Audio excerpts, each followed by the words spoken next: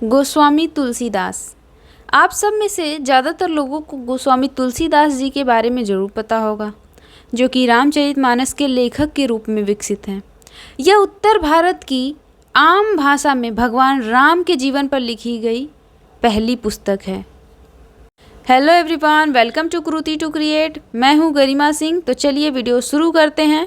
गोस्वामी तुलसीदास का जन्म उत्तर भारत के एक गाँव में हुआ था।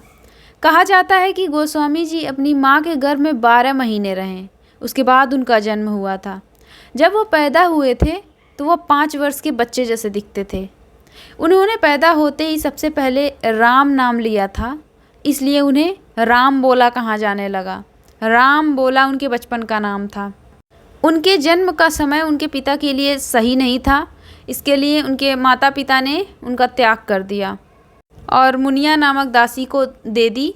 मुनिया उन्हें 5 साल तक पालती हैं, जिसके बाद उनकी खुद मृत्यु हो जाती है। उसके बाद जो राम बोला यानी कि तुलसीदास थे, एक अनाथ के रूप में घूमते रहे। उस समय नरहरिदास, जो कि उनके गुरु भी थे, नरहरिदास ने उन्हें अपनाया, शिष्य बनाया और उनका नाम तुलसीदास रखा। नरहरिदास ने उनका नाम तुलसीदास रखा और उन्हें सभी शास्त्रों की शिक्षा दी। तुलसीदास जी के विवाह को लेकर 2 मत हैं।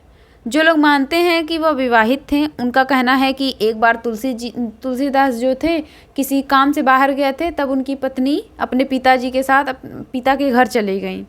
तब तुलसीदास अपने पत्नी को लेने, मतलब घर पे थे, अकेले थे, उसके बाद अपनी पत्नी को लेने रात को ही चले गए और वहाँ उनकी पत्नी उन्हें कहती हैं, जितना प्रेम आप मेरे मांस और हड्डी के शरीर से करते हैं, उतना प्रेम आप भगवान से करोगे ना, तो आप भगवान को पालोगे। अपनी पत्नी की ये बात सुनकर वह वापस चले आए और उन्होंने संन्यास ले लिया। वह हमेशा राम की भक्ति में लीन रहते थे।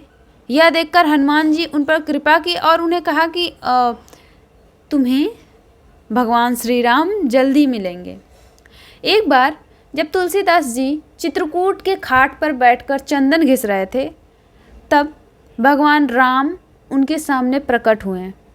तुलसीदास जी ये देखकर इतने भाव विभोर हो गए कि वो भगवान राम को तिलक करना ही भूल गए। तब वो खुद स्वयं का भी तिलक करते हैं और तुलसीदास को भी तिलक लगाते हैं। इसके बाद तुलसीदास जी रामायण की रचना करने में जुट जाते हैं।